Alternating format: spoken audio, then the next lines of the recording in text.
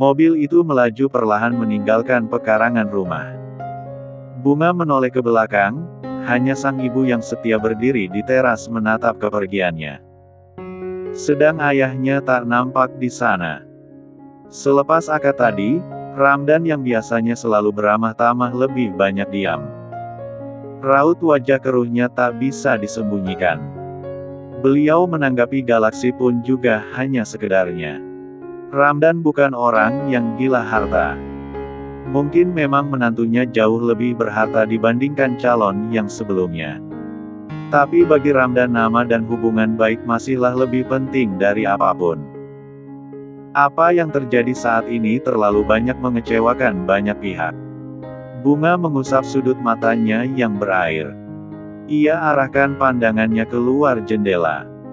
Ia duduk di kursi belakang dengan pria yang saat ini berstatus sebagai suaminya.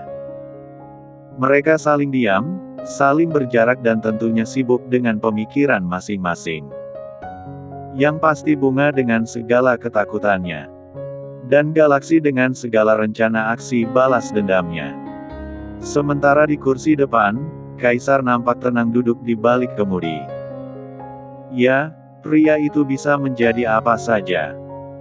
Galaksi selalu mempercayakan keselamatan dan penyelesaian masalahnya di tangan seorang Kaisar Narendra. Itu sisi kelemahan Galaksi. Ia tidak punya siapapun di sampingnya. Orang tuanya bercerai saat ia berusia 7 tahun. Ia ikut bersama ayahnya yang juga gila kerja. Dan ia sendiri besar dengan seorang pengasuh.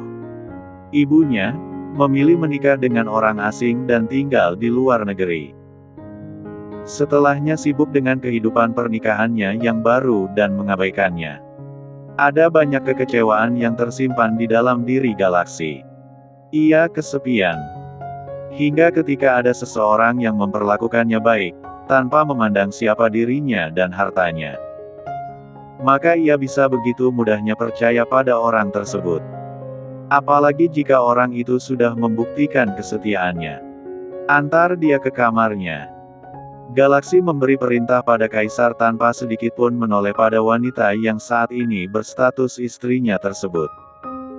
Ia lelah dan ingin beristirahat. Mari. Kaisar meminta Bunga mengikutinya. Wanita itu menarik kopernya sendiri tanpa ada satupun dari dua pria itu mau membantunya. Ya, Bunga sadar. Kehadirannya di rumah ini bukan untuk bersenang-senang. Melainkan ada sesuatu mengerikan yang menantinya. Bunga sadar itu dari awal. Ia hanya berharap mampu melewati semuanya. Ini kamar kamu. Kaisar membukakan sebuah kamar di bagian paling belakang rumah mewah ini. Bunga sedikit menengok isi di dalamnya. Kamar itu cukup luas. Tapi ada orang lain di sana. Rupanya kamar itu bukan hanya khusus untuk dirinya. 2 kasur telah diisi. Dan satunya lagi tentulah untuk dirinya. Dia pembantu baru di rumah ini. Tolong kalian bimbing dia untuk mulai bekerja besok pagi. Kaisar memperkenalkan Bunga ke pekerja rumah yang ada di dalam kamar tersebut. Bunga cukup tercengang mendengar pengenalan dirinya. Ia memang tahu bahwa mungkin ia akan diperlakukan buruk. Tapi ia tak menyangka kalau dirinya akan diperkenalkan dan diperkerjakan sebagai pembantu. Bukan sebagai istri dari pemilik rumah ini. Masuk dan beristirahatlah. Karena mulai besok kamu harus sudah mulai bekerja, perintahnya lagi dengan nada dingin. Bunga tak tahu harus mengatakan apa. Yang ia tahu, kehidupannya tak akan sama lagi mulai esok hari. Bahkan mungkin sejak malam ini. Bunga masuk menyeret kopernya. Tak lupa ia melemparkan senyum, mencoba beramah tamah pada 2 teman sekamarnya itu. Salam kenal. Nama saya Bunga. Bunga memperkenalkan dirinya dengan sikap canggung. Tapi tetap sopan. Panggil saja saya Big Mimi. Wanita berambut ikal itu menyambut uluran tangan Bunga. Aku Tika. Bunga beralih ke rekan yang satunya. Wanita itu sepertinya seumuran dengannya. Tapi pandangannya menelisik dan membuat Bunga tak nyaman. Tika, pindahin baju-bajumu. Biar ada tempat buat baju-baju Bunga, pinta Big Mimi. Pindahin kemana, Big? Lemari yang satu sudah penuh. Tika nampak keberatan. Tatapannya tak ramah mengarah ke Bunga. Makanya, kan Bibik sudah bilang. Kamu beli baju jangan banyak-banyak. Lagian kita ini juga nggak pernah kemana-mana. Setiap hari juga cuma babu di rumah ini, omel Big Mimi. Terserah akulah, Big. Tika tak terima mendapatkan omelan hanya karena masalah dua lemari yang penuh dengan barang-barangnya. Kamu anak baru, beli lemari sendiri aja. Yang plastik tuh murah. Nggak nyampe 300.000. Cukuplah buat baju-baju kamu. Tika melirik sinis ke koper Bunga. Bunga hanya bisa menghela nafasnya. Rupanya sikap senior junior itu bukan hanya ada di sekolah atau dunia perkantoran. Tapi nyaris di semua bidang. Biar baju Bunga di koper dulu, Big. Saya juga mau istirahat. Nanti saya beli aja lemari sendiri. Bunga menyela lembut. Tak ingin perdebatan terus berlanjut. Jujur saja, ia sangat lelah. Dan Bunga juga butuh menyiapkan mentalnya untuk kejutan-kejutan berikutnya. Jangan, Bunga. Nanti biar Bibik ngomong aja sama Pak Kaisar. Nggak usah, Big. Cuma masalah lemari ini. Benar kata Mbak Tika, banyak kok lemari plastik yang harganya murah. Bunga tak ingin masalah ini diperpanjang. Lagi pula, dua pria itu memang ingin membuatnya menderita di rumah ini bukan? Jadi buat apa bersikap manja dan berharap kebaikan dari mereka? Meski hanya untuk sebuah lemari. Hati. Kamu yakin? Big Mimi nampak tak enak. Yakin. Bunga mengangguk seraya tersenyum. Ia tidak ingin membuat Big Mimi mengkhawatirkannya.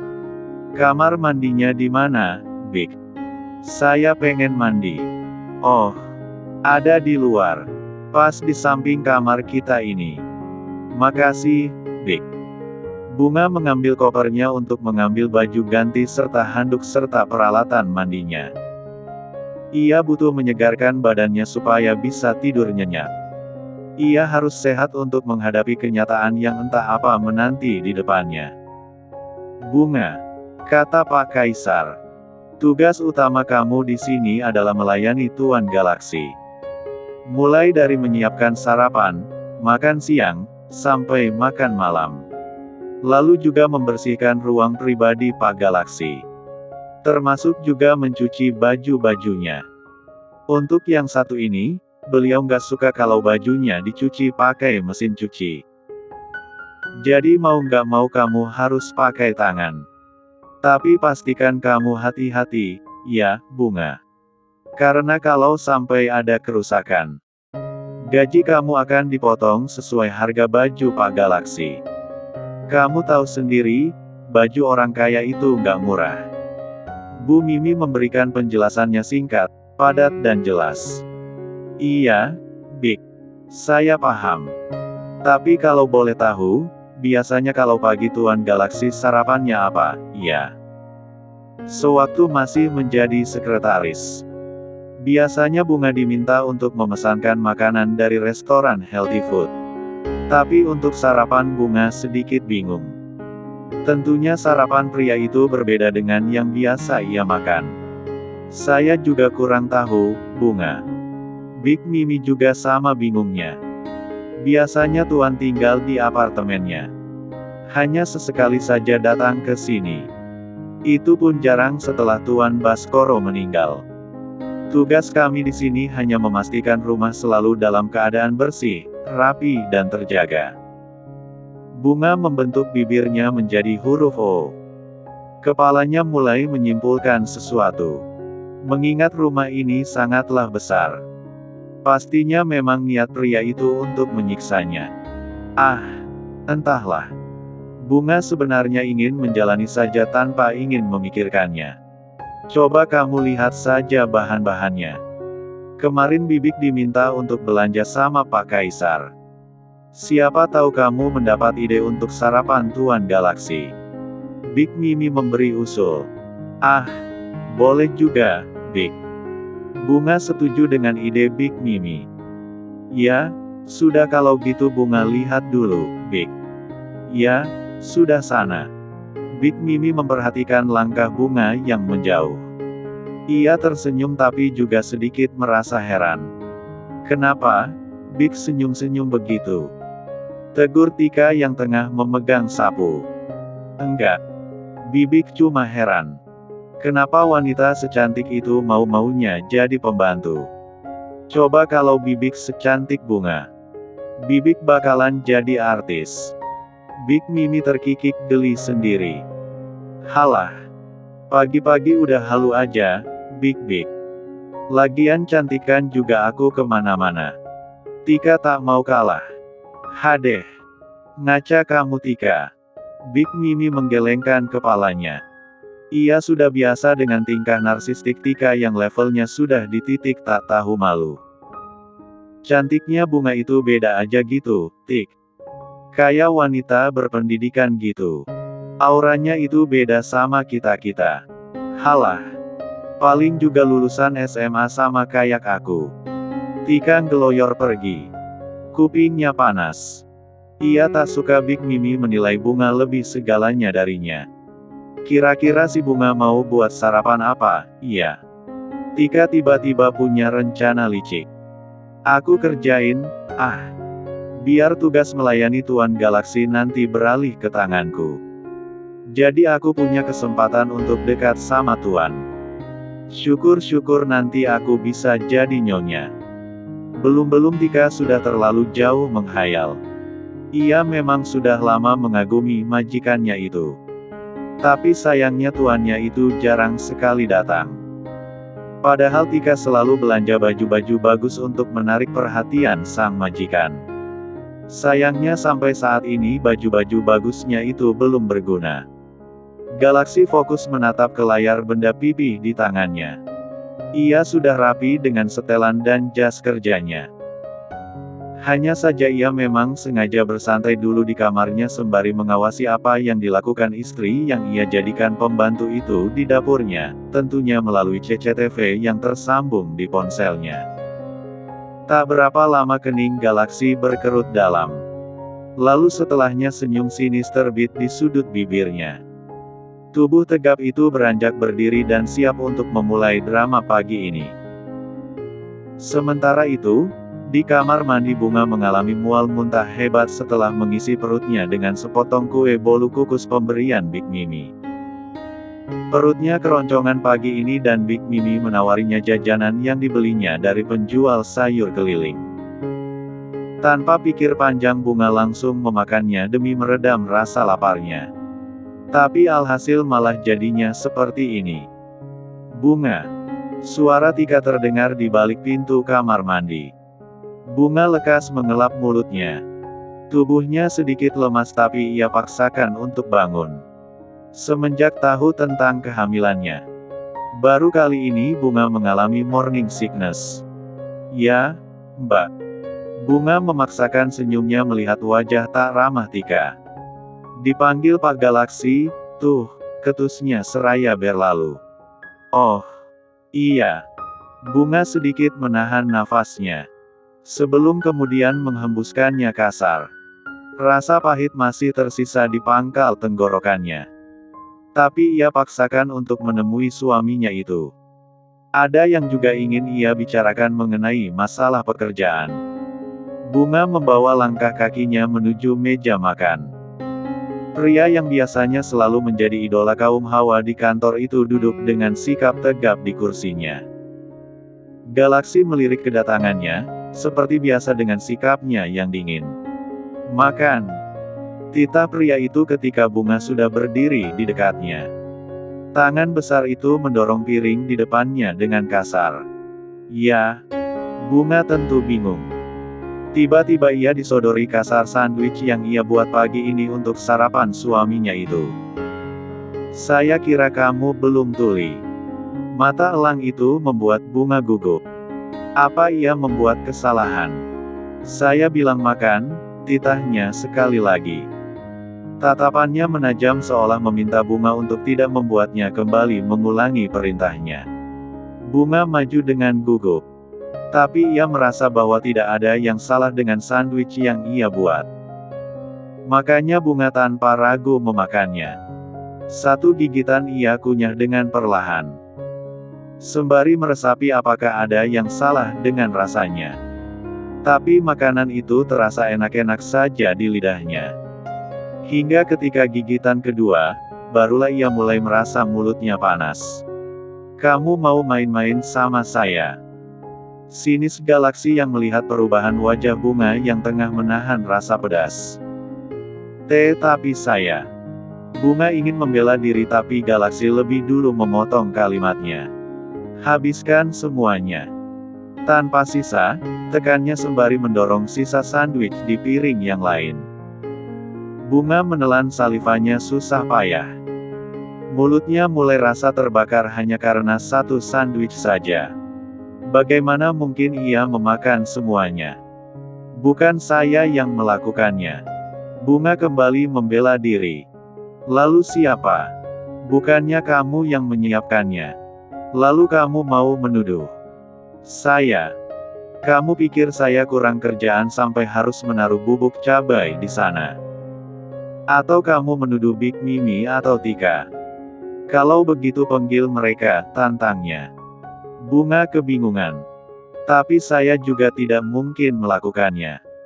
Saya bukan orang yang suka mencari masalah. Hah? Apa kamu bilang? Kamu orang yang tidak suka mencari masalah, sinis Galaksi lagi. Kalau kamu lupa, kamu bisa berada di sini karena kamu yang mencari masalah dengan saya, geram Galaksi tertahan. Saya tidak pernah mencari masalah dengan Bapak. Berapa kali saya harus bilang kalau saya tidak tahu apa-apa mengenai kejadian malam itu? Saya juga korban. Bunga meninggikan suaranya. Ia sudah terlalu bersabar dengan diamnya selama ini. Kali ini tidak lagi. Berani kamu bicara keras sama saya? Bentak Galaksi sembari menggebrak meja. Dan apa tadi kamu bilang? Korban. Bukannya kamu memang ingin di posisi ini? Menjadi Nyonya Adiatama. Sindirnya. Sekarang saya sudah mewujudkannya. Harusnya kamu senang, jangan sok menjadi korban. Saya tidak pernah sedikitpun punya mimpi untuk menjadi Nyonya Adiatama, sanggah Bunga dengan berani. Sama sekali tidak pernah, tegasnya. Mulut kamu mungkin bisa menyangkalnya. Tapi semua bukti sudah saya pegang. Jadi silahkan menyangkal sepuas kamu. Nikmati saja kehidupan barumu di rumah ini. Galaksi bangkit berdiri. Big Mimi. Panggilnya. Ye ya, Tuan. Big Mimi datang tergopoh-gopoh. Kamu. Galaksi menunjuk Bunga. Habiskan sandwich itu sampai tak bersisa. Bunga sudah ingin melawan tapi lagi-lagi pria itu lebih dulu bicara. Makan, atau gaji Big Mimi akan jadi taruhannya. Wajah Big Mimi nampak kebingungan. Ada apa sebenarnya sampai gajinya menjadi taruhannya? Awasi dia. Pastikan dia memakan semuanya. Kalau tidak gaji Bibik akan saya potong setengahnya. Galaksi beralih ke Big Mimi yang langsung pias. Begitupun Bunga yang tak bisa berbuat apa-apa. Ia paling tidak bisa membuat orang lain merugi karenanya. Paham, Big? Paham, Tuan. Big Mimi mengangguk patuh meski sejujurnya ia masih bingung. Sementara di balik tembok Tika nampak tersenyum kegirangan. Karena belum pembantu baru itu sudah kena mental dari tuannya. Rasain kamu. Sok cantik, sih, kikiknya geli. Tapi siapa ya yang taruh bubuk cabai di makanan Tuan Galaksi? Padahal aku belum beraksi sudah keduluan, gumamnya bertanya-tanya. Ia memang berniat mengerjai Bunga. Tapi tadi ia urungkan. Karena ia belum melihat adanya kesempatan. Gak mungkin kalau Bunga sendiri yang naburin bubuk cabe. Itu sama saja dia bunuh diri. Apa mungkin Big Mimi? Pikirnya lagi. Tapi kemudian Tika menggelengkan kepalanya. Ia mengenal Big Mimi sudah 3 tahun lamanya. Wanita itu hatinya sangat lembut meski memang mulutnya sedikit cerewet untuk urusan pekerjaan.